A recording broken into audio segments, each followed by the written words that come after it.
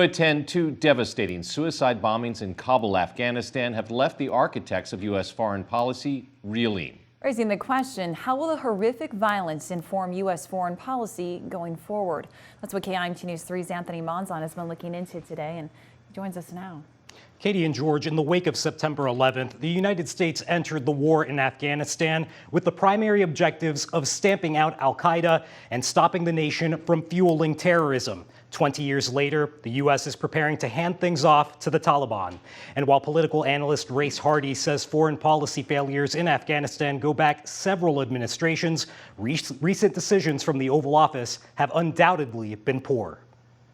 And we actually tried to pinpoint it to the minute that when this day ended, it was all taken care of. That to me is just, I can't even fathom that type of thinking. Former President Trump made a deal with the Taliban, and President Biden started the clock. And now ISIS is doing exactly what ISIS does. What ISIS does is it carries out evil. That's what it does. Bombing people that are trying to leave an airport, if that's not the definition of evil, I don't know what it is. Their cruelty, paired with a lack of coherent strategy from American leaders, drawing comparisons to the Khmer Rouge and Vietnam.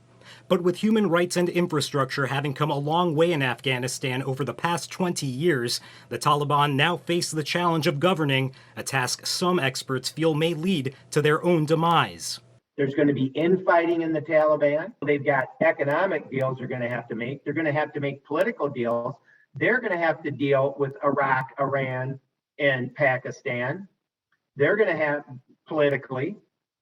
I don't know if they have the wherewithal to do that. And then socially, they've got a problem. There are a lot of people in Afghanistan who happen to like 2021 Afghanistan better than 2001 Afghanistan.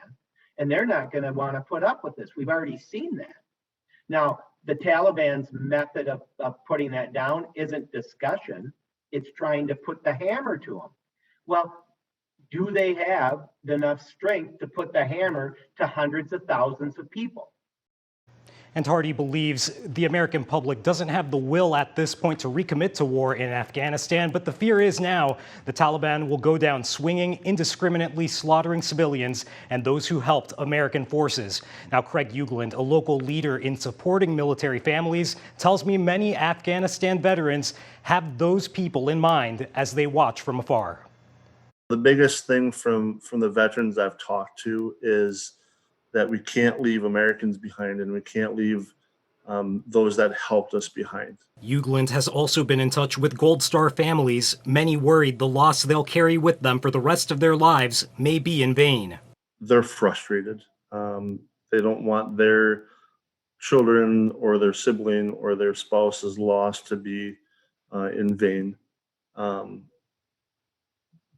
it goes the same for the folks I've talked to that were deployed over there. Is they've lost friends as well. And I know that our veterans of the Afghan war are really struggling right now. For many in our area, the threat to their loved ones abroad is still present as the scramble to evacuate as many people as possible continues. We've got local soldiers that I'm in contact with that were already deployed to the Middle East, and they've all been pushed into Afghanistan to help deal with this. So, keep them in your thoughts, and remember that there's going to be 12 knocks on doors tonight of family members that lost their Marine or lost their sailor. So just keep those families in your prayers tonight. And Ugland adds, if you know a veteran of the war in Afghanistan, consider reaching out to them to make sure they're doing okay. Katie, George. All right, thanks, Anthony. Well, the bombings hint at a new round of violence that may lie in store for a people and a country that have suffered more than 40 years of warfare. The Taliban militants' new rule is clearly being challenged by more extreme groups, including the terrorist branch known as ISIS-K.